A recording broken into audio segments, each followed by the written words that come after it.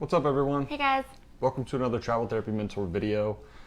Tonight we're doing a Q&A. It's been quite a while since we've done a Q&A now. We've got a bunch of questions. I think we have around 20 to 25 questions to go over, and then we'll try to answer any questions that you guys have throughout the video as well. So we are about 5 weeks into our road trip now. We just passed 6,000 miles on the trip today. Today was one of our longest travel days, so it's going to be nice to get to bed tonight. We think we're on the road for probably 7 or 8 hours today. So the trip's been great. We only have about a week left. It's hard to believe. Time has really flown by. But Whitney's going to introduce us, and I'm going to get this video shared in a few different groups. All right. Hey, everybody. For those who may be new to our page, my name is Whitney Aiken. And I'm Jared Kazaza. And we're both traveling doctors of physical therapy, and we're the faces behind Travel Therapy Mentor. A lot of you have probably tuned in the past. We usually do videos about every other week or so on our page. We upload them to our podcast. I know some of you guys will listen on the podcast. Some of you guys like to watch live on Facebook or watch later on the replay. So thanks for those of you that are joining us again. And for those of you that are joining us for the first time, welcome. Tonight is a Q&A. We asked for questions just on all kinds of general travel therapy topics from you guys on Instagram and on Facebook. We got a lot of really great questions on a variety of topics. But we do want to remind you guys that tonight is just going to be a quick overview of every single question that we were asked. So we'll go over, really quickly, just answer your question, but there is so much more information we could delve into on each and every one of these questions. So if you're new to travel therapy and you're new to all of this is a really great place to start, just to get a quick overview, to have some very specific questions answered. But say if the topic is insurance, or the topic is pay, or the topic is tax homes for that particular question, we have individual hour-long videos on every single one of those topics from the past. So go back and watch our old videos to learn more in depth, or check out our articles at traveltherapymentor.com. And again, we also have an online course that goes into a lot of greater detail on all these topics. For those of you that are really ready to get your travel therapy career started, that's definitely a great place to go. But as Jared mentioned, he's just going to share our video in a couple of our groups so that more people can tune in live. I see that a bunch of you guys are already on live tonight. If you would, just say hi in the comments and let us know that you're watching. And if you have any additional questions throughout the video or at the end of the video, feel free to type your questions in the comment box and we will answer them live. So I see Joey's on. Hi, Joey. Hey, Molly. I know we got a question from Molly, so we'll answer your question tonight, Molly. Thank you guys for tuning in. So as Jared mentioned, we are finishing up a 6-week road trip. We are in Louisiana right now. We're going to New Orleans tomorrow, which should be pretty fun. We've never been there before. And then we'll be heading back home to Virginia soon. This is actually our first time ever in Louisiana, and this is our 49th state. So the only state we haven't been to at this point is Alaska. So yeah, we'll try to make it there next year. That's so exciting. I forgot to mention that yet. This is finally our 49th state, so it's crazy. We'll be at 50 really soon. I also see Marvin is on here, and I know Marvin had a question that we'll answer, a couple of questions. And hey, Becky, welcome. Hey, Joey. Awesome, guys. Well, we'll just dive in. Hey, Nick, how are you? Nick, we thought of you. We drove through New Mexico and we saw the sign for Roswell. We didn't go to Roswell, unfortunately, but we did think of you when we passed by. Yeah, we were within probably 30 miles or so. Yeah. So anyway, I hope you guys are having a good Sunday night. Let's dive into these questions and learn a little bit. All right. Did you tell them where the questions came from? Yeah, so Instagram and Facebook, and I just kind of compiled them, and I tried to put them in groups of similar questions. So the first set of questions are questions generally about travel therapy and how it works to get started as a travel therapist. All right. So first question, how to become a travel therapist? It's a very general question, so it's hard to give a very specific answer. But this is our bread and butter of what we do at Travel Therapy Mentor, is teach you guys how to get started and be successful as a travel therapist. So there are certain people out there that if you want to get started as a travel therapist, literally the bare minimum that you need to do is find a job listed somewhere and take the job. Talk to a recruiter. You can just talk to a recruiter, take a contract, and boom, you're a travel therapist. But to be a more prepared travel therapist, there's so much that goes into getting started and being a prepared travel therapist. Yeah, and you want to make sure to be prepared, because we've said this many times, but almost every traveler we ever talk to that has a bad experience with travel, they didn't go in prepared. They didn't do their research. So Yeah, it's as simple or as complicated as you want to make it, but the more research you can do, usually the better experience you're going to have. Absolutely. So a good place for you guys to start, and I mentioned on our website we have some articles and some videos. We have what's called a Travel Therapy 101 series. This is a brief series of like 6 videos. It's a really good place to start if you're brand new to travel therapy, just to learn like the basics of like where to get started to get your foot in the door. And then beyond that, like we said, we have an online course that's a lot more in depth than that if you're really interested in learning the most. Okay, question 2. How do foreign graduates get into travel therapy?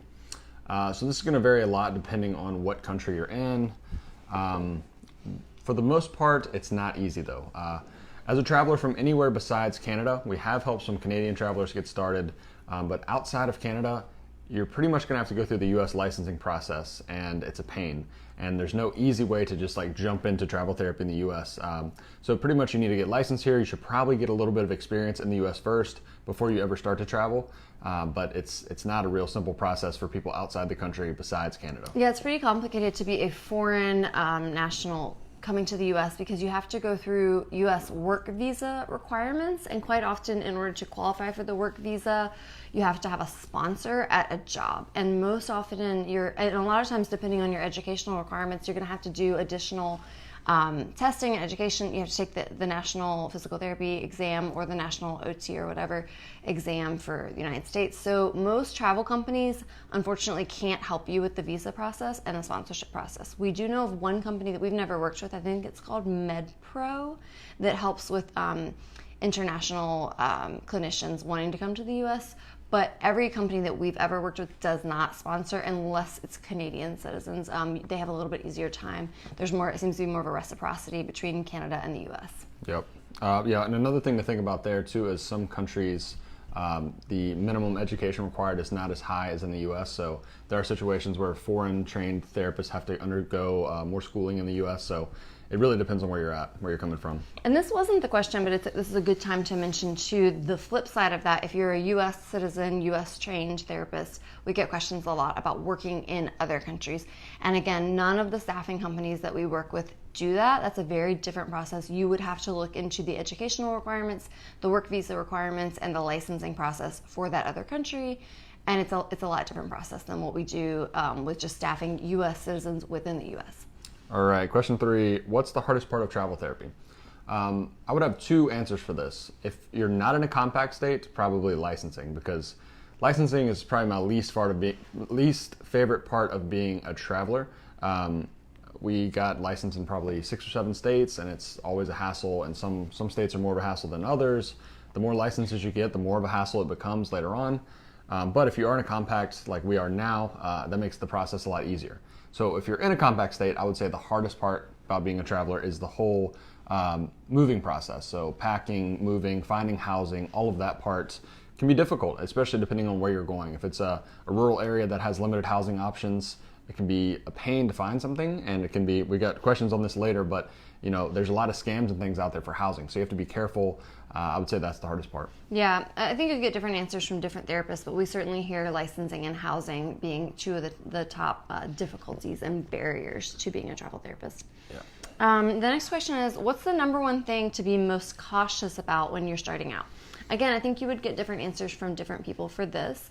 But I think as an overall biggest thing for us would be getting a really good first assignment. You want to make sure that when you do your research in advance and know the right questions to ask both the recruiter and the person who you're interviewing with, the hiring manager or the director, so that you get yourself into a good position. Because a lot of people end up really jumping at like a job because it sounds good superficially, maybe the money's high, or the start date, you're just like anxious to start ASAP, or it's like the city you want, but you don't really ask the right questions, and then you end up in a bad clinical environment, and then you just get this impression that travel therapy is awful and all the sites are terrible and they treat travelers bad. And if you have a bad first experience, you might not want to continue and you might never do it again. But if you had gone into it more prepared and made sure that first assignment was a really good fit for you, you would have a better experience. Which one? The next question, what companies allow you to work only 6 months a year? We get this question a lot because we quite often now we only work maybe 3 or 6 months a year. And so they were wondering which companies allow you to do this, and are there certain expectations from the company that you work a certain number of months each year? There's no expectation, and any company will allow you to do that. You have to remember that every time you take a contract, you're only obligated to that company or that facility, that travel company or the facility you're working at during that time period. And once that's over, you can take as long as you want off. And we've worked anywhere between, for me now, anywhere between 52 weeks in a year as a traveler and 0 weeks per year as a traveler. So, I mean, every company will let you do that, and there's no expectation. It's all up to you. Yeah, that's a really great thing. We get that question a lot because people think like you have to maybe sign up and like sign a contract to be employed by that same company. You're only employed by the contract company for just the duration of one assignment. So typically 13 weeks or whatever it might be, and you have no obligation to them beyond that. I see we're getting a couple of questions in the comments. We'll definitely answer those. Any questions you guys have live, we will answer at the end of the video. You want to just go through them now? Because, I mean, these are all pre-recorded. I mean, we could do it that way too, instead of waiting until the end. Yeah, we probably should. And then I was also going to say, if you guys are getting value out of this, if you're learning something, if you're enjoying it, we would love if you would hit that thumbs up button and like the video. All right, Molly says, are we obligated to complete CEU requirements in states that we have active license in, but never got a job offer or worked in that state? So this depends on if you want to keep the license or not. If you want to keep that license active, then you have to meet all the requirements in order to renew the license. If you want to let it lapse, then you always can. We've let several licenses lapse now that we don't plan on going to that state ever. And some of them we never actually worked in. So we maintained the license as long as we thought we might work there, and then once we felt like we probably weren't going to work there, we just stopped doing the requirements and let the license go. And so if you had it less than a year, you probably don't need to report CEUs, because typically you report it when you go to renew, and so they won't renew it for you unless you report. And now there are certain circumstances where they might like audit you after the fact, but I have a feeling if you no longer have the license, you may not have to report, but maybe in an audit you would. We've never been audited for CEUs, so I'm not sure in that circumstance. But yeah, we've let ones go and never reported there before. Yep. All right, so the next questions, the section, this is all from either new grads that have questions or students that are thinking about traveling as new grads. So going into travel therapy as a new grad, what to expect when looking at contracts pre-graduation? So this is going to vary. So the question was a little bit confusing, but I think they're saying like, what's the process going to look like? Should I be looking at contracts before I graduate? Should I not? We get that question a lot because a lot of students and new grads are very eager to get the process started. So we typically recommend that you get in contact with recruiters about 2 to 3 months before you plan to start working. And this is going to vary depending on whether you can take your board exam like before graduation or after graduation. So even if you graduate in May, if you can't take boards till July, start 2 to 3 months before July, not before May. So a lot of recruiters will start like sending you information, and they might send you like examples of jobs that just to give you an idea of like what the job market looks like. A lot of them won't start actually submitting you for jobs until you're closer to when you could actually start. So a lot of them are hesitant to submit you before graduation because maybe something's going to happen where your license gets delayed or you can't pass your boards yet, because there are people who have like accepted jobs like a month in advance and then they end up failing boards, or they end up getting their license delayed and they have to cancel that contract. It's a huge hassle for the facility and the recruiter. So it just depends on the recruiter. Some of them will show you contracts and submit you for contracts in advance. Some of them will not. Yeah, and then along with that, Natalia in the comments here says, is it common for travel therapy companies to hire new grads? And yeah, it's very common, especially now. The market's great. All through COVID, it was really, really hard to find assignments as a new grad. But prior to COVID and now, it's not really that difficult. We started as new grads. We know at this point probably several dozen travelers that started as new grads. We've helped a ton of new grads get started, so it's definitely common. And it's more common for occupational therapists and physical therapists. It's less common for PTAs and CODAs.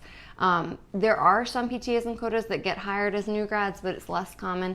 And for SLPs, if you're in your CF period as a new grad, some positions will hire SCF, but a lot of positions will not. All right.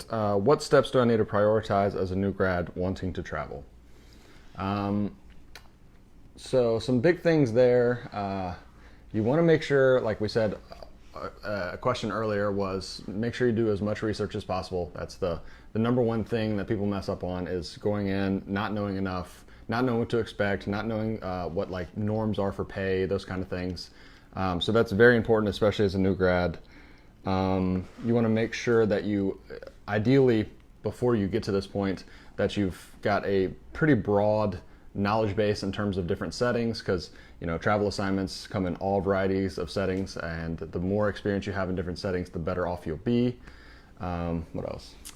Yeah, I think it really just goes back to feeling prepared, and that's what we've done our best, because we started as new grads, and back then there wasn't a lot of information out there. So we've done our best to provide you guys with as much knowledge that we can, so that you'll feel prepared going into it, because there's a lot of new grads that just don't know what to expect, and then they just really don't ask the right questions, and they end up in bad situations. So. Yeah, and I would say as a new grad, it's also very important to come up with a game plan that's reasonable. So what states you want to go to, what settings are you probably going to work in, and you need to be a little bit more lenient as a new grad to try to find a good fitting job for you. And then the big thing too for a new grad is to prioritize getting a very good first assignment. I think that's kind of vital for a new grad to have a good first placement, so that they build some confidence and feel comfortable continuing to travel, because we definitely know some new grads that had a rough first assignment and they didn't want to continue after that. And those assignments happen, but if you're really good about the interview, you can kind of negate basically reduce the odds of that happening. Yeah. So as a follow-up to this, Molly says in the comments, I need help as a new grad. I have 2 established recruiters and no job offers. So Molly, you can feel free to message us privately and we can talk through your situation, because I would have some follow-up questions to kind of look at your game plan and see if there's any way we could strategize, like what states are you already licensed in, what states are you having them search in for you. Yeah, it could be that you're being too specific, like if you just want a certain city or a certain setting in a certain state, like that can make things a lot harder. Yeah, so we'd want to look at like your search criteria, your time frame, all of that. And then we usually recommend between 2 to 4 recruiters. Usually, like when people will send us our recruiter recommendation form, we'll usually send you 3 recruiters. We think 3 is a good number to be in contact with. So if you're working with 2, it might be a good idea, if you're getting down to the wire on your job search, to add a 3rd one, and we could certainly help you with that. As we go through all these questions, if anybody's watching either live or on the replay, if you hear a topic that you want to know more about, we can link to additional articles and videos and resources for you. So for example, if you want to know more about new grad, type new grad in the comments and we can share some more information with you aside from this video. If you want to know about recruiters, type recruiters in the comments and I can share our recruiter recommendations form with you. Insurance, when we get to the insurance questions, so forth and so on. So if you hear something you want to know more about beyond just our Q&A, type it in the comments and we'll send you some resources. Yep. Okay, so we got a new question here. This one is about pay.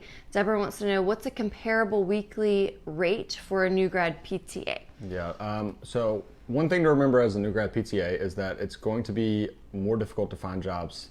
The PTA market it's getting better for sure, way better than it was last year, but it's still more competitive. So that there's still for most PTA jobs, there's quite a few submissions. So if a company has a choice between a therapist with experience and a new grad, they'll almost always take the experienced therapist. So just keep that in mind. And then in terms of pay rates, it really depends on where you are in the country. Right now, we've seen pay, I would say the lowest we usually see is maybe $1,000 to $1,100. And then there are some jobs that are up to $1,400 or $1,500, but I would say the majority of them are in like that $1,200 a week range right now. And for new grads in general, it's important to note there's not necessarily what you might call a new grad rate. There's no set like, oh, you make 90% of what an experienced therapist would make. That doesn't exist. Yeah. There are certain jobs that will pay the exact same whether you're a new grad or not. There are some jobs that the manager will say, oh, because the demands of this position and this candidate is a new grad, we're going to pay less. There's other situations where your recruiter might strategize on your behalf and say, hey, there's a lot of other candidates for this job, but in order for you to make your resume stand out and your application stand out, I'm actually going to submit you at a lower rate. Because if the hiring manager is like, oh, all these people are too expensive, but this new grad is willing to take it at a little bit lower pay to get their foot in the door and get experience, well then that might be actually a good strategy in your favor, but there's no across-the-board new grad rates. Yeah, there's a lot of variables that will impact a hiring manager's decision, and sometimes they'll pay less, or sometimes, like Whitney said, it is actually in your best interest to get submitted at a lower rate and take a little bit less just to get a job if it's a very competitive job. Yeah, but to answer your question, for a PTA job, you could see jobs anywhere between like 1,000 and 1,500 after taxes as a PTA, with your more average being that 1,100 to 1,200. And that includes, if you're not familiar with travel pay, that includes like after tax, hourly pay, plus all the stipends. Yep. And again, on this topic, if you want to learn more about pay, type pay in the comments and we can link to some specific articles. I think pay is one of those topics you really need to sit with for a while, read the articles, run example pay packages to really understand, because it's so confusing when you're for the very first time learning about travel therapy pay and people are saying these numbers, right? Like we're saying 1,200 a week, 1,800 a week, and how do you compare that to a permanent job? It's difficult. So if you want to know more about pay, just type pay in the comments. All right. As a new grad, I'm worried about being placed in a setting with limited experience. Through your experiences, do many places you worked at offer mentorship during the first days or weeks, or were you more on your own? This really depends on the assignment. We've told this story a lot, but Whitney and I both started as new grads. We both worked within 15 minutes of each other, and I got a ton of mentorship, probably about 2 weeks of either shadowing or gradual ramp up, and Whitney got 0 time. She was pretty much expected to start right away. So that's something that you really need to, if it's something you're very concerned about, in the interview, figure out what exactly the expectations are going to be for your first day, for the first week, how the orientation period is going to work, if there even is an orientation period, if there's anyone on site that can help you, all those kind of questions you want to ask in the interview, because it really, really depends on the actual facility you're going to. Absolutely.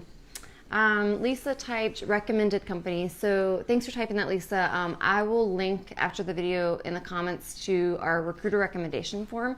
When people ask us about recommended companies, there's so many companies out there that staff therapists. There's over 200 companies that staff PTs, OTs, SLPs, PTs, and CODAs. And it's impossible to compare and contrast all of them. But in our years of experience, we've gone out of our way to interview as many as possible. A couple dozens. And we've narrowed it down to about 9 or 10 companies that we like for different reasons. Some of them are big companies, some of them are small companies, some of them have jobs in this region and jobs in this region. So what we like to do is have you guys fill out our recruiter recommendations form. Tell us a little bit about you and what you're looking for, and we can give you some recommendations. And we would say, like, I think these 3 recruiters would be great for you. So I'll link to that. If anybody else is interested in getting recommendations for companies or recruiters, just type recruiters in the comments. Yeah, and important to note with all that is all these companies have their pros and cons. It really depends on your individual situation. And that's why there's so many companies, because if there was just a couple good companies, then everyone would use those and the other ones would go out of business. But not only is that not the case, but there's new companies popping up like every week right now. It's a crazy time. So they all have their pros and cons depending on what you're looking for. Certain areas of the country, certain settings, they all specialize in different areas. Yeah. Brandon wants to know, do you two think the cost of living in California outweighs the elevated pay rates? Really depends on where in California. If you're in the Bay Area, well, it depends on where and it depends on how much more you're making, because there are some pay rates in California that are insane. Like, so we've seen some Bay Area pay rates where the cost of living is the highest in the country, but the pay might be $3,000 a week. And in that case, yeah, it does. But also in the Bay Area, we've seen jobs that pay $1,800 or $1,900 a week. And in that case, no. I mean, on the East Coast, we average somewhere between $1,700 and $1,800 a week, but our cost of living is really, really low. And we would much rather have that situation than a job that pays maybe $200 or $300 more a week, or even a little bit more than that in California in an expensive area. So. It also depends on how cheap of housing you could find. We've known a lot of solo travelers that made California work out in their favor. They were willing to stay in a room in a house, and they were able to rent a room in a house for maybe $1,000 or less a month, which is a pretty average like traveler rent. And they kept their tax home rent low too, so they were keeping their expenses relatively low, and then they were making $2,000 plus a week. So for them, it worked really well. But if you are getting that apartment that costs $2,500 a month for a 2-bedroom and you're only making $1,800, it's going to outweigh it. Yeah. So you just need to be savvy and know whether you're going to be able to make it work or not, and look at the pay rate. Now, an interesting thing about California, though, is there are areas of California that are not that expensive. They're comparable to the rest of the country, but the pay rates are still high. And if you're willing to go to those places, usually they're more rural areas in California that people don't really want to go. You can really come out ahead there. So you can actually get reasonable cost of living and higher pay. And I think if finances are your major concern, like your primary objective as a traveler, then that's probably a good thing to look at. Yep. All right. As a new grad travel PT couple, my boyfriend and I have seen that the larger companies have more opportunities for various settings and location with mentorship opportunities. but I've heard the rumor that it's better to go with smaller companies. What is your opinion on this? That's a good question. And that goes back to what we were talking about all the different variety of companies that are out there. I think there's pros and cons for big companies and there's pros and cons for small companies. So what we always recommend is you have a group of about 3, or if you're a couple, maybe 4 recruiters, and a couple of them should be big companies and a couple of them should be small companies, so you can have the most job options. As a pair, as a couple, that is what you need. Like, number one thing is the most job options. And in a lot of cases, there are some instances where maybe with a smaller company, they might have lower margins and they might be able to pay a little higher. But that's not going to matter if they can't find you 2 jobs, because you need for both of you to be employed. And a strategy we always used was we really prioritized being able to find 2 jobs together in our preferred setting, and they could start at the same time. So we would much rather take 2 jobs that we could start when we want to start, be where we want to be in the setting we want to be in. Even if they were both $1,600 a week, that's still 2 people working, making $1,600 a week. If the small company can only find one of you a job, and you're like, fine, we'll take the one job and we'll wait 1, 2, 3 weeks to find the second job, you've now missed out on 1, 2, 3 weeks of the second person having income. Yeah. So there's just pros and cons. So that's why we say it's a good idea to have a recruiter at a big company and have a recruiter at a small company, so you have the most job options at your fingertips. Yeah, when you say the rumor about small companies being better, I would imagine what you're hearing there is that usually smaller companies pay better, and that usually is true because they don't have as much overhead. But it really depends on the job, because there are situations where the big company will have a job and they don't have to pay a fee for that job, whereas a smaller company would have to pay a fee to get access to that job. So that's through things like a VMS, a vendor management system, or an MSP, where the big company might actually have priority access to a job and they don't have to pay fees for it. And in that situation, even though the smaller company has lower margins, they might still not be able to pay as high on that job because they have additional fees. So if it's a direct listing job and it doesn't go through an MSP or VMS, a lot of times the small companies can pay way higher. But there are situations where they can't. And so it's important to understand that. It's not just across the board, one blanket way. It depends on the specific job. And yeah, there's pros and cons to all different companies. It's like when somebody asks you a therapy question and the answer is always, it depends. Like, we hope that, by you guys listening to our videos and reading our articles, you understand that like what goes into the staffing companies is so nuanced. There's no black and white answer. There's no like, these are absolutely the best companies, you have to go with these, it's always this way. There's a lot that goes on behind the scenes, and this is where it goes back to like, it's good to have recommendations from other people's experiences that have had a good experience with a specific recruiter and a specific company, because a lot of it is you have to trust your recruiter to do their job, and you have to trust that they're not screwing you over, because there's just a lot that goes on behind the scenes that I'm sure they can sit on the phone with you for an hour and explain all of that to you. And that's what we've done in our 6 years of like behind the scenes work, is try to understand how all of it works. But still, we're not recruiters. We still don't know everything that goes into it. Yeah, and talking about the behind the scenes stuff, like in 6 years, we've learned so much. And even just in the last 3 days. So we met up with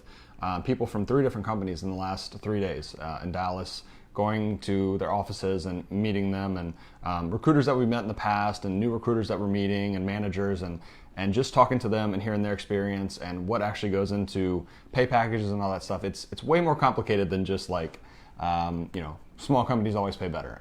It's not so simple, but and we're still learning stuff all the time. Yeah, like we'll be like, really, that's how it works at your company, or your company does it this way and your company does it this way. So every company does things differently too. Long answer short, it depends. Stephen had something to say about working in California in regards to the previous question. He says, I'm right now on an assignment between LA and San Diego. My pay rate is $1,700 a week after tax. I'm doing well, really enjoying the area. I've never been here. I found a furnished finder room for rent for $700 a month. And he shares groceries for another $100 a month. So that's great. Yeah, I mean, if awesome. you're in California and you're only paying $700 a month for rent, then a $1,700 a week job is a fine job. You're probably still making really good money. And, again, there's other things that go into cost of living, but your biggest thing is going to be your rent. Yeah. Okay. Any more questions on there? Yeah. I think not for right now. All right. At what point as a new grad PT can I negotiate higher pay / stipends? So like we mentioned earlier, there's no such thing as like a new grad rate, but there are situations where a new grad might make a little bit less, and that has more to do with either, the manager of a company is thinking that they might need more assistance, so they're trying to pay a lower rate to get that new grad there, or it might be a situation where a job is competitive and your recruiter's trying to get you in there as a new grad at a lower rate so that you'll get the job. But in general, there's no such thing as like new grads just across the board making less money. There's a lot of jobs where they'll pay exactly the same for a new grad as an experienced therapist, and a lot of it just has to do with how many applicants they have and if your skills are what they're looking for. If there's a better applicant that has experience, chances are they're going to go with them if it's for the same pay.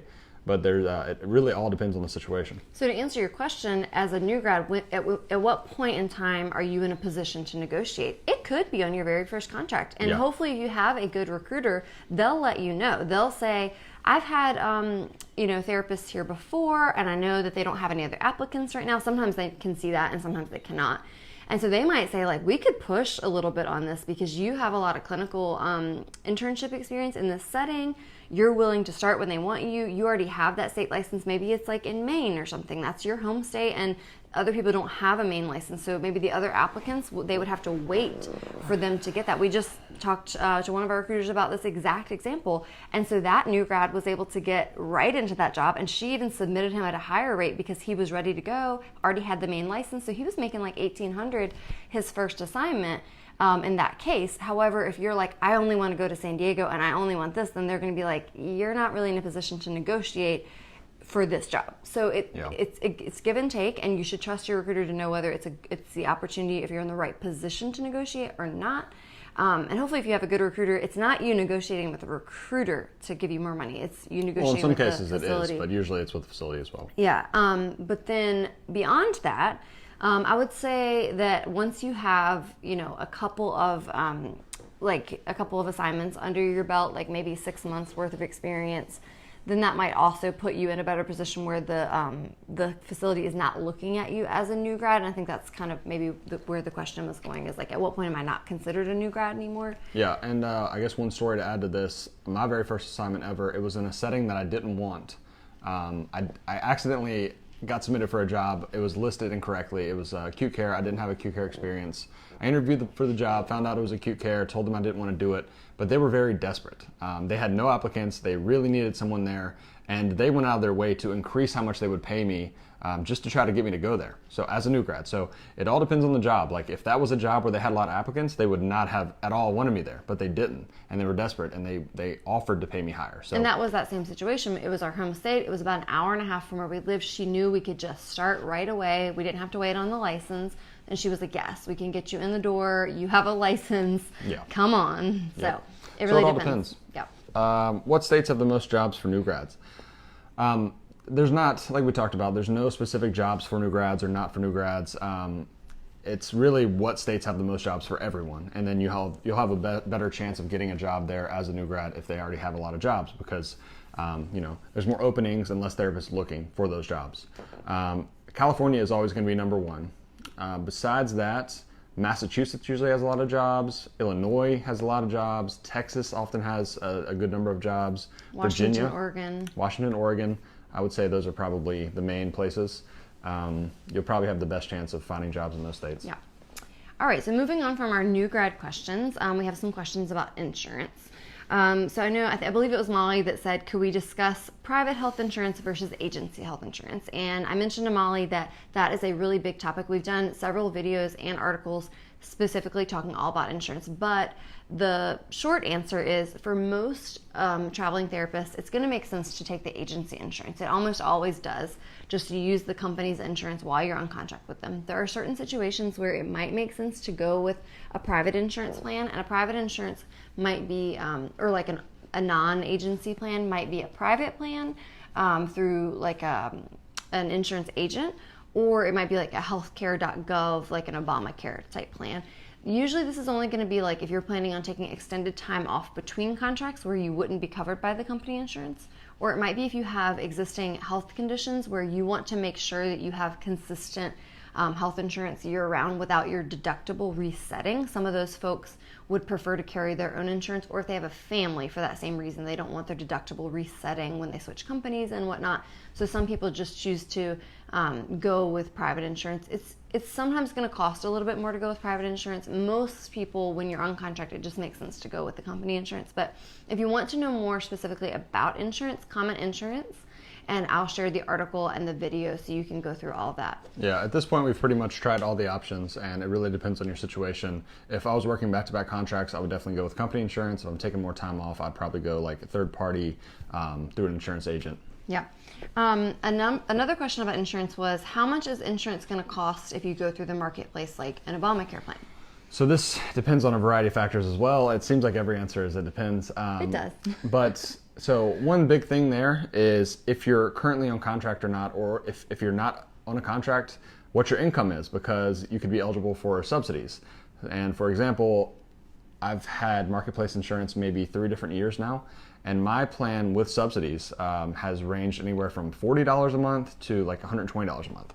But without subsidies, so if my income was higher or I was on contract at the time and wasn't eligible for those subsidies, it'd probably be closer to $250 to $300 a month. Mm-hmm. And that's in Virginia, so it all depends on your age. And that's depends as on a what single state. person.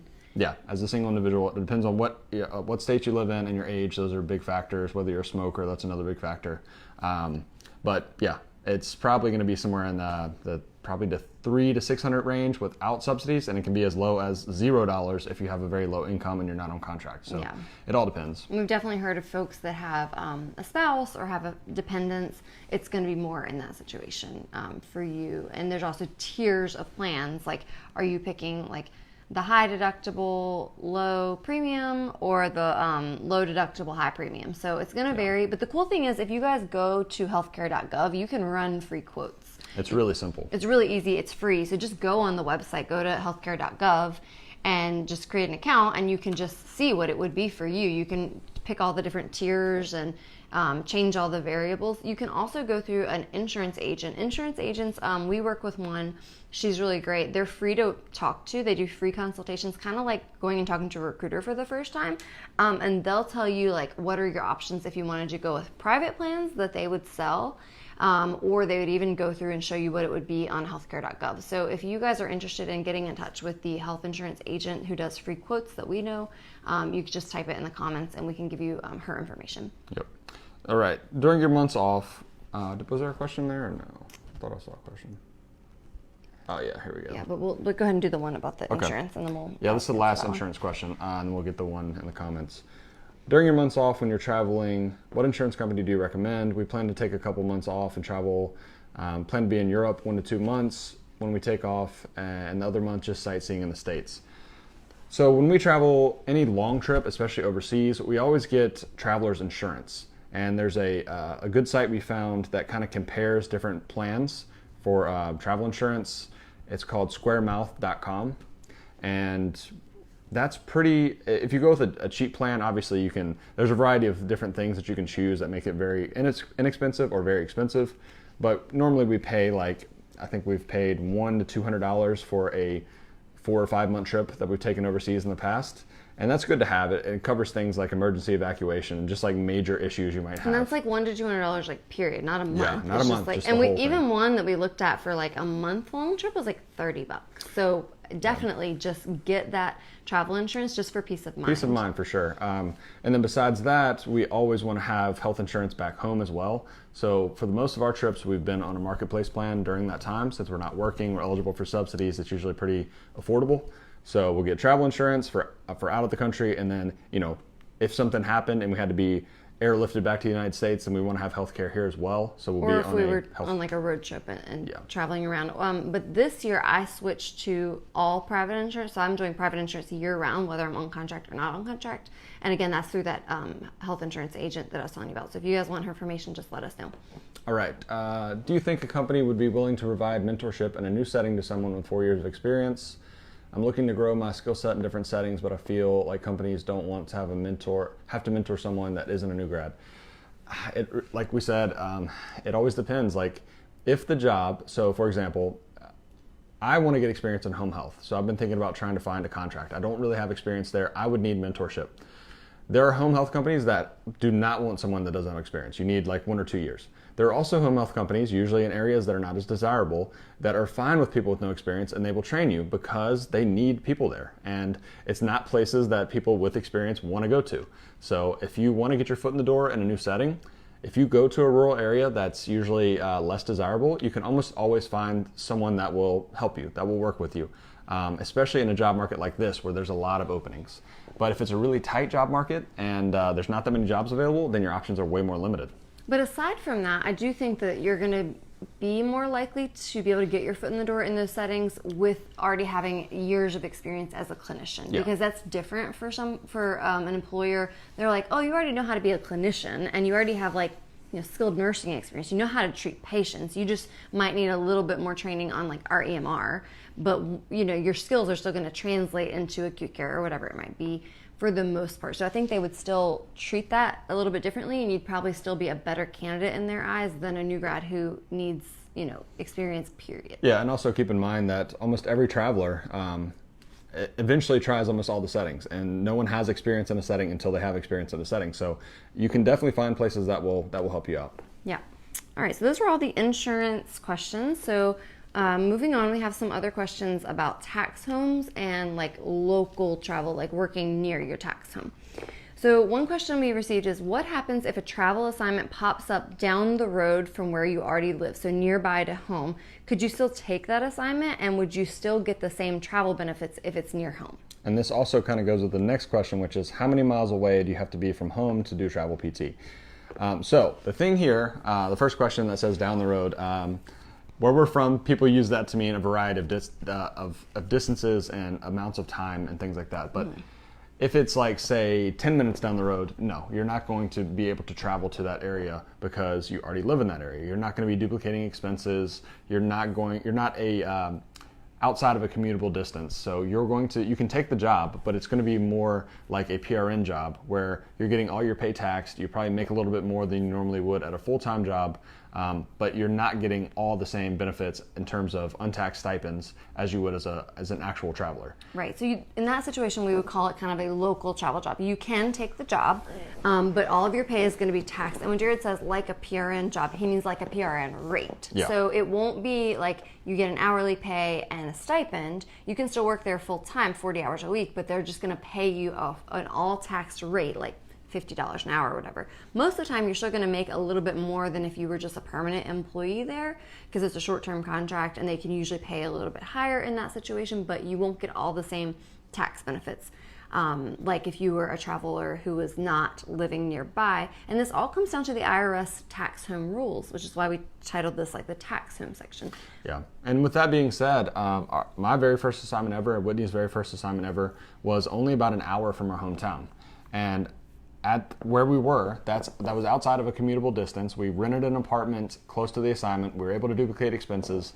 So, if it's a distance that's reasonable, there's no set distance. But if it's outside of a commutable distance and you're duplicating expenses, then you're fine to take it with the stipends. But if it's not, you're not actually duplicating expenses, then you're going to take all the pay tax. So quite often you'll hear something thrown around that people call the 50-mile rule. Unfortunately, it's actually what we like to call a 50-mile myth. It is a rule of thumb that some companies will use where they'll say, like, if it's within 50 miles of home, like, you can't take it as a travel job. But there's honestly no, like, the IRS does not have written in black and white anywhere that says 50 miles. It's just sort of a rule of thumb they've kind of come up with. Because unfortunately, some people will take travel jobs that are 51 miles away, and they'll be like, well, it meets the 50-mile rule, but they're traveling from their house. They're commuting every day from their house 51 miles. Well, that's still not meeting the rules. That's not okay. If you get audited by the IRS and they find that you were just commuting from home, you're not really taking it as a true traveler. You would have needed to live there. And it really depends on your area too, because there's some places where if it was all highway, you could reasonably commute 50 miles. But there's some places that would take you hours to get 50 miles.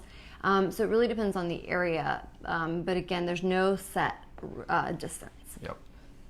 So you need to kind of know your metropolitan area, and you need to know, like, would a normal human commute this to a permanent job? And if it's within a reasonable commutable distance, no, it's not a travel job. If it's not within a reasonable commutable distance and you take that job and you actually move to that new area and get an apartment there and you're duplicating expenses, you could take it as a travel job. Yep.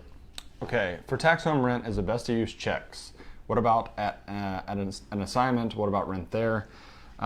We always prefer checks. A physical check you can write, and then you can log into your bank account and see that canceled check anytime in the future if you ever needed documentation. So it kind of gives you an easy paper trail if you write a paper check. If you don't write a paper check, I would recommend either at your tax home or at the assignment location getting some sort of receipt, just so that you have some physical proof that you paid for your rent. And you also want to have some kind of physical, if at all possible, lease that the landlord signed and that you signed, so that you have proof of everything, both at your tax home and at your assignment location. So having some sort of paper trail is a good idea. So if you use Venmo or something like that, get a receipt from the person just so you have proof. I mean, there are people that say Venmo's fine, and it all depends, but it would be kind of hard to download your transaction history to send to the IRS or something if you were ever audited. So it's nice to have a paper trail. Yeah, so we've always done checks, even though it's kind of old school. That's what we do. Those are all of our tax home questions for this video. If you want to know more about tax homes, just type tax homes in the comments and I'll send you an article. Yep. All right. So housing. This is the housing section. How to make sure landlords are legit. This is a tough one. So the first line of defense is to try to go with places that have reviews. So Airbnb, Furnish Finder, those kind of things will usually have reviews of the person so that other people have stayed there and you can see what their experience was. That is ideal. But there are situations obviously where you can't do that, or you find them on Facebook Marketplace or something like that. In that situation, the next best thing is to check out the place before you ever give them any money, or sign anything. So if you can, go to the area and stay in a hotel for a couple days, check out the place, make sure it's legit before you ever give them any money. Because there are a lot of scams where they will try to get a deposit from you up front, and then the place doesn't actually exist, or it was completely misrepresented. So if at all possible, never give any money or sign anything until you for sure know that the place exists and you've seen it. Yeah. And there are situations where you either have to take their word for it, which is not ideal, or I think the best situation is if you're moving across the country and you can't easily check it out, to go stay in a hotel for a couple days, see it first before you ever give them money. But I would not ever Venmo someone money without ever seeing a place or anything like that, no reviews about that person. Yeah, ideally try to see if there's any reviews or references they can provide. Make sure you speak to a real human on the phone. Don't just rely on email. It could be anybody on the other side of the email. Maybe see if you can even FaceTime with them, have them do like a virtual tour of the location, because there are scams out there where they'll just like put pictures up of some home or apartment they don't even own. Like it doesn't even exist. It's like catfishing for housing. Yeah, so there's like first and second lines of defense, but some people honestly feel more comfortable just like arriving at their assignment location 2 or 3 days early and get a hotel for those first 2 or 3 nights, and then scope out housing on site if you can't find reliable housing virtually. All right, next question. What is the best way to find affordable housing as a couple? There's not much really different for a couple finding housing as for a single individual. So, but for a single individual or a couple, I think some big things are look for, if at all possible, look for a room in a house or share a place. That's always going to save you a lot of money. As a couple, you might also want to think about considering an RV, which we have another question on there next about RVs. Sometimes you can come out ahead as a couple depending on where you're traveling and things like that by going that route. But if you're trying to save money, try to go with places outside of Airbnb first. Airbnb is almost always going to be the most expensive option. So look on Facebook groups, look on Furnish Finder, see if you can find something more affordable that way. If you can rent a room in a house, do that, or like an in-law suite type thing. We've rented out a basement before as a couple. So yeah, most couples are going to want something that's at least semi-private. There was only one time ever that we considered a room in a house, and it was just going to be too weird just to be in someone's house and be a couple, and you need a little more of your own space. But like an over-the-garage apartment or an entire basement unit where you have an entire floor to yourself. But there's tons of resources out there for whether you're a couple or a solo traveler. Furnish Finder, Craigslist, Facebook Marketplace. There's lots of Facebook groups to search for housing. There's like the Gypsy Nurse Housing Group, the Gypsy Therapy Housing Group, and the Travel Nursing Housing Group. So there's lots of resources out there. And then one more We got two more housing questions, and then we'll answer a question that's in the comments here. So somebody wanted to know, is it worth it to live in an RV versus finding a short-term housing? And what are some of the difficulties that you would face if you choose to do the RV? So we've done both of these now, and there's a lot of factors to consider there. I think the main factor to consider if you're thinking about getting an RV, one, if you have a pet. If you have a pet, it's always going to be easier, in my opinion, at least logistically, to have an RV versus trying to find furnished housing that is pet friendly, that's affordable. That really can limit your options depending on where you're going. Sometimes you don't have any options, sometimes they're all expensive if you have a pet. So I think for people with pets, I think it's a good idea to at least consider traveling in an RV. Another big consideration is how long you plan to travel. So if you plan to just travel maybe 6 months or a year, if that's your plan, probably getting an RV is not ideal because there's a lot of upfront costs. And when you have an RV, you're going to save money monthly, but you're going to have to pay a lot up front to get that monthly savings. So you want to try to spread that upfront cost over as many months as possible. And I think probably the break-even point for most people is somewhere around 3 years. So if you plan to travel for a very long time, I think that is a situation where you might come out ahead as a traveler getting an RV. If you plan to travel for a short time or you're uncertain, then probably short-term housing is a smarter idea. And it's always important just to look at RVing as a lifestyle choice because you're going to have some, like when they asked about difficulties, you're going to have some maintenance, you're going to have some struggles, like things are going to break, you might have to take it in to get repairs done, you might need to be handy yourself, you're going to have to learn all the nuances of being an RV owner, emptying your tanks, doing your regular maintenance, just the ins and outs of being an RV person. And pulling a camper, backing a camper. Yeah. So, and a lot of people, there's some people who are already experienced with that. Maybe they grew up doing RVing with their family, and like if that's already a lifestyle you're familiar with, then I think it's way more feasible. Some people just get into it because they think, oh, it'll make it easier and it'll make it cheaper, but you have to decide whether that's a lifestyle you want to live, and those are the challenges that you want to face. We found that sometimes when we RV'd, we did it for 3 years full time, and then we would have to spend some of our weekends every month, not every month, but every couple months, doing some maintenance at home and dealing with, fixing things. It's like owning a home on wheels. And if you're somebody who wants to be out adventuring all the time and you don't want to deal with that stuff, it might not be the right choice for you. Just stick with housing, but short-term housing. But there's lots of pros and cons. Again, we have tons of articles and stuff on this as well. We have a few articles on the pros and cons. Yeah. So then another person asked about van life because they saw on our Instagram that we are currently traveling around the country in a van, and they were like, what's that like? Is it easy to find places to park your van? Is it difficult to get ready for work? And we had to say, whoa, we don't live in a van. We personally are only just in a minivan right now to take a road trip, and we're mostly camping, going to national parks and stuff, but we personally never lived in a van for travel assignments. We did live in a fifth wheel, but it was a very large fifth wheel that was fully equipped with a kitchen, with a bathroom and a living room and all that. We personally wouldn't choose to live in a van that didn't have all those things, or any kind of home on wheels that didn't have all those things, because I think that you would face those challenges of finding a place to get ready for work and having consistent showers and those sorts of things. So we personally only do it short term.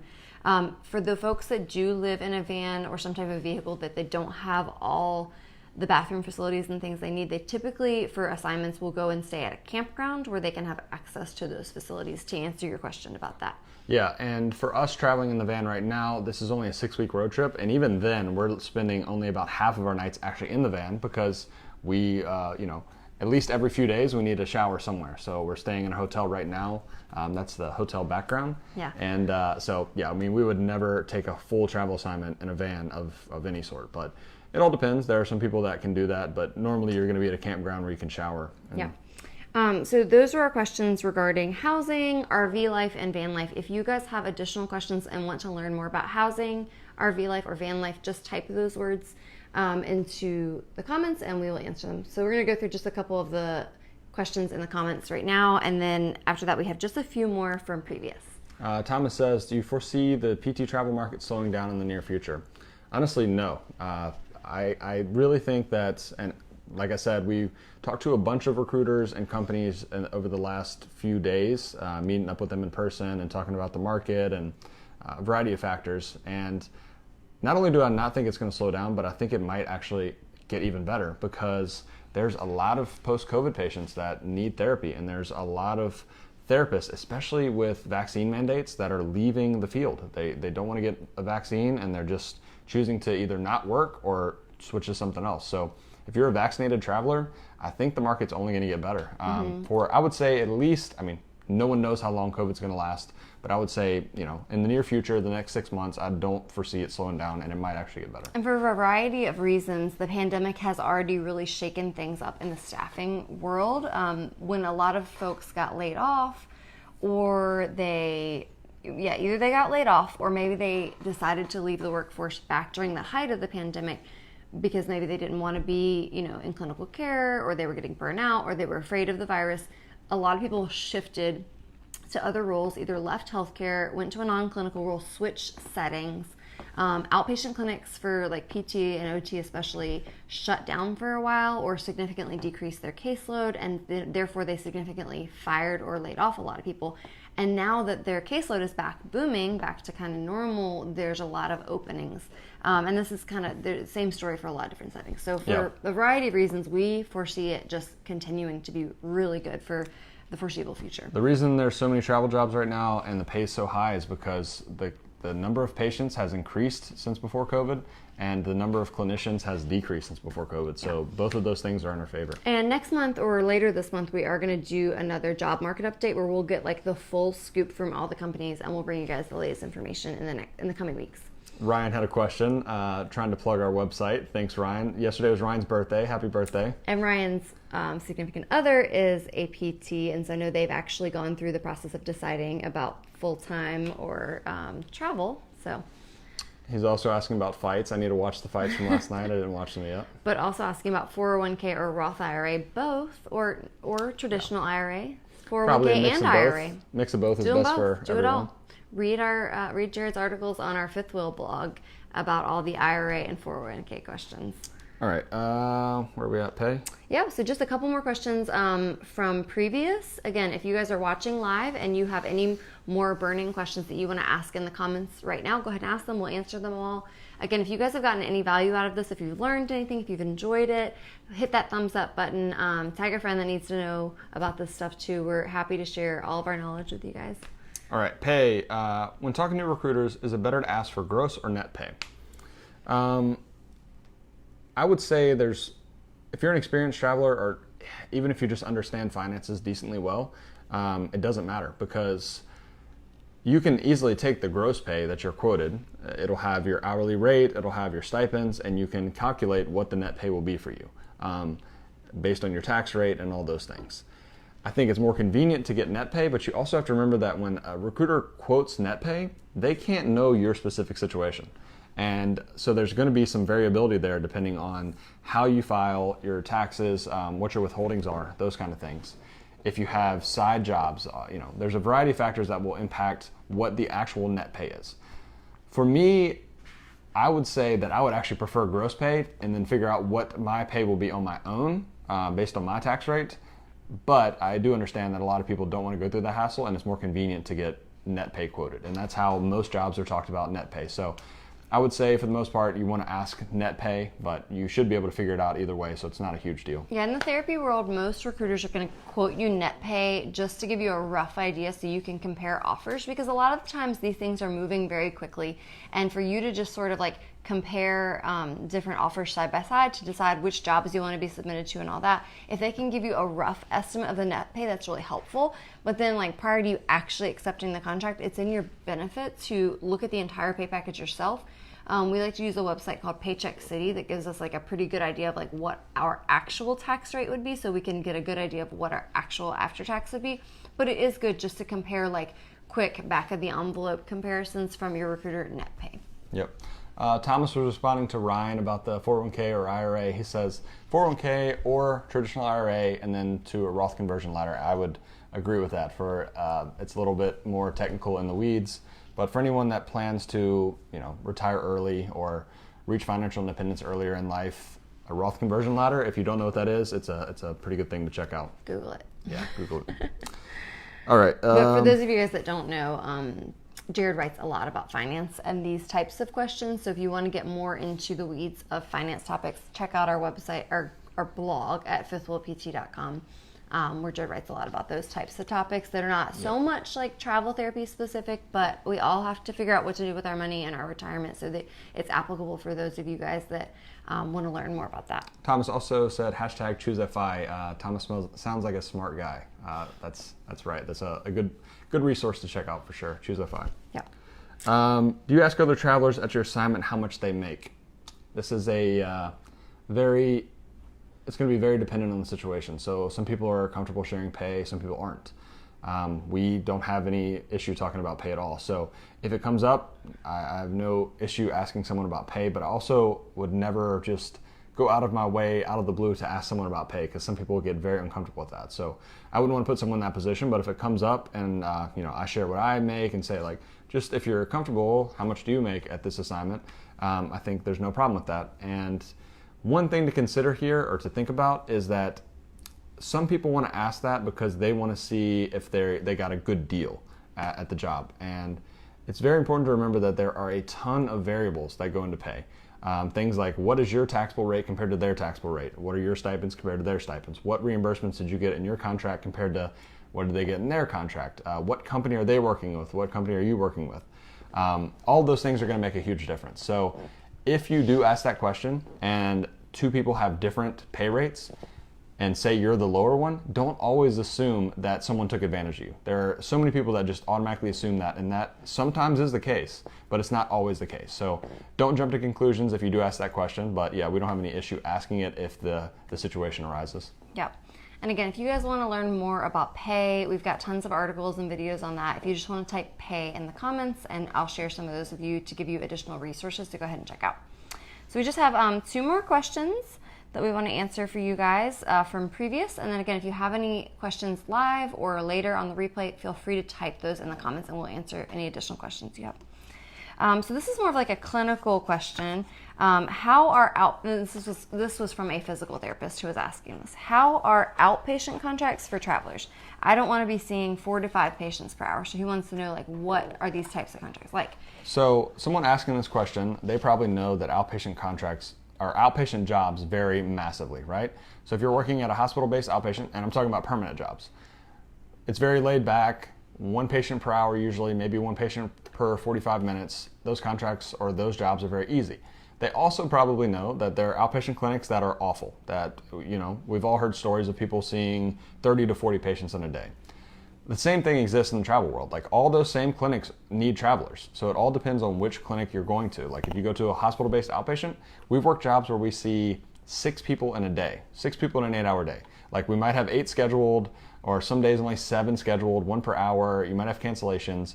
You're seeing very few people in a day. We've also worked contracts where we're maybe seeing, I think the most we ever saw in an 8-hour day or had scheduled was probably 12 to 14.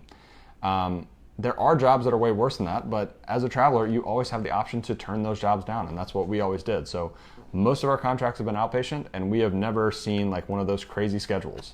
There are jobs out there. There are travel jobs out there, but you just, in the interview, you ask those questions. If they say something crazy like that, you say, no, I'm not taking that job. Yeah, it's just vital that you ask about caseload and really get a feel for what the clinic is going to be like, because quite often, too, they'll be vague about it, and you'll end up kind of getting duped into one of these clinics that's kind of a mill, and you didn't really realize it, because they'll say things like, well, typically you're scheduled 12 to 14, but then if there's walk-ins, you might just have to see them, and some people will just, they'll walk in and we'll squeeze them in on your schedule. Well, that could easily turn from 14 to 18 to 20. Yeah. And so if the manager is saying things like that and just trying to pass it off, then that might not be the right clinic for you. Yeah. We encourage you to ask some pressing questions to really get a feel for like what your day-to-day schedule is going to look like, to avoid those mill clinics if you're not comfortable with that. Yeah, and in terms of patients per hour, the most we've ever seen is 2. Usually it's 1 or 1.5, where they're kind of overlapped. But it really depends. I would say the majority of the time we're seeing between 10 to 12 patients per day. Yeah. So we've had a really good experience, but again, it comes down to asking those questions. We've heard of travelers getting stuck at some of those mill clinics, unfortunately. So they exist, so just make sure to ask the right questions. Yep. All right, so the last question that we received, this person wanted to know about traveling with a family. And that's a really timely question, because we've actually mentored quite a few folks recently who are planning on traveling with a family or have just begun traveling with a family, and they're having a good experience. And actually, a couple of those were people that took our online course, because they really wanted to make sure that they did all the advanced planning and research to make sure that they were going to be successful in this career path, because you're a lot of times going to be the sole provider. A lot of folks that have young children will have just the clinician take the job, or even if you're both PTs, one of you is a nurse or whatever. A lot of times just one person will take a job and the other person is staying home providing home care for the kids. And so you're relying on one income. Well, you can easily do that with travel pay. Like, you can easily provide for your family on one income if you're good with your money, but you want to make sure that you're, getting back-to-back contracts and you're not putting yourself in a bad situation where you're going to get there, it's going to be terrible, you're going to have to cancel, and now you have to uproot your family. So I think the people who've taken our course have just really wanted to make sure that they knew everything and learned everything going into it so they'd have a good experience. But yeah, we know tons of people not tons, but we know several people that are doing it with families. Yeah, before, I would say probably 3 months ago, we knew only like 1 or 2 families that traveled. But now, I think we've got 3 that are in our course that we've talked to. So you can definitely do it. Like, we harp on doing research. It's way, way more important to do research when you have a family and you don't want to just uproot them and move them all around like Whitney said. So if you do want to do that, you can do it. Just make sure you really find good assignments. Try to find places where you have a very high probability that you won't get canceled on the contract, because it makes it way harder with the family to move around. And that also might be a situation where you might want to think about having a camper, because it is easier to find housing, obviously, at a campground with a camper than it is to find short-term housing with, a husband, wife, maybe a kid or 2 and a dog. Like, that makes things very difficult. Yeah, it seems like with COVID, it really opened a lot of people's eyes to traveling therapy or traveling healthcare. And so maybe it's because the spouse now has the option to go remote, and that's been a really cool thing. We definitely know several people. Another girl who's in our course, her husband is an IT professional, and he had the opportunity to go remote, and they were like, great, now's our time, we can do this. Whereas before, they didn't really have that option. So that might be the case too if you have kids and a spouse who can either go remote or can stay home with the kids and not have to work. So COVID has been good in some regards for people just opening their eyes to new opportunities. So you can definitely do it with a family. It just needs to, you need to take the steps to do advanced planning and strategizing for your family. Yep. So that's all the questions we had on prior questions. But Becky asked, is it okay for several recruiters to submit you for multiple jobs within the same time frame, just in case you're denied to one or more? How does that work if each come back and ask for interviews? Is it okay to deny one job if accepted to another? Yeah, so the only caveat here is you don't want to be submitted to the same job by multiple recruiters, but no problem being submitted to different jobs by whoever submits you. And there's no issue interviewing for multiple jobs. And in fact, I would encourage you to interview for as many jobs as possible if you have a lot of options, and try to pick the one that fits you the best. When you interview for a job, usually they want an answer. If they extend the offer to you, if they think you're a good candidate, they usually want an answer within 24 to 48 hours. But if you can set up 4 interviews on the same day, you interview for all of them, you consider all the offers, and you choose one, that's perfectly fine. You just tell the recruiters for the other jobs that you found a job that fits you better, and any good recruiter is going to understand that. Yeah, so it is okay to deny those other offers. It happens, they understand. Yeah. But where it does get a little bit tricky is if you didn't get the interview right away for one, and one of them's like, oh, we can interview today or tomorrow, and maybe you kind of liked the other one that you were submitted for, and you just really want to hold out and wait for that other one. Unfortunately, you need to make a decision within that 24 to 48 hours. You can't just leave them hanging. So you either need to say yes or no, and then it's a little bit of a gamble, because you're like, well, what if that interview is really great, or if it's not great? So you sometimes hesitate on whether or not to accept or decline this offer that you've already gotten. So it does get a little bit tricky there, but we all do it. We all deal with it, and it's totally fine. You just want to make sure to handle these things in a professional manner and be respectful to your recruiters. Having more job options and more offers is always better than having less. So take advantage of that. Interview for as many as you can, find the good jobs, and take those. Yeah. Awesome. Well, if you guys don't have any more questions, we'll wrap up for tonight. Again, if there are any of these topics that you guys would like to learn more about, whether it's insurance or pay or tax homes, housing, new grads, recruiters, interviews, all those things, we've got additional articles, videos, we've got our course. If you just want to type in the comments, whichever topic you want to learn more about, I can send you specific links. If you want to send us a private message, we'd be happy to point you in the right direction.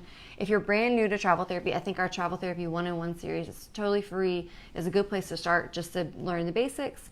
If you want to learn more in depth, we'd love to have you in our course. I know Becky's in our course, and we've got a couple other folks in our course right now that have just joined that, it just really teaches you comprehensively kind of from A to Z how to get started, how to be financially successful. And we threw our heart and soul into that. It was like our whole 6 years of knowledge we put into our course. So including a lot of finance topics, which I really enjoy, and we think that's a very unique thing about it. So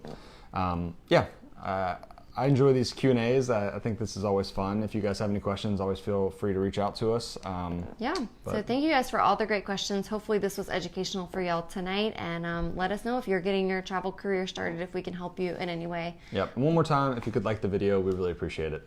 Absolutely. All right, guys, have a great night. See you later.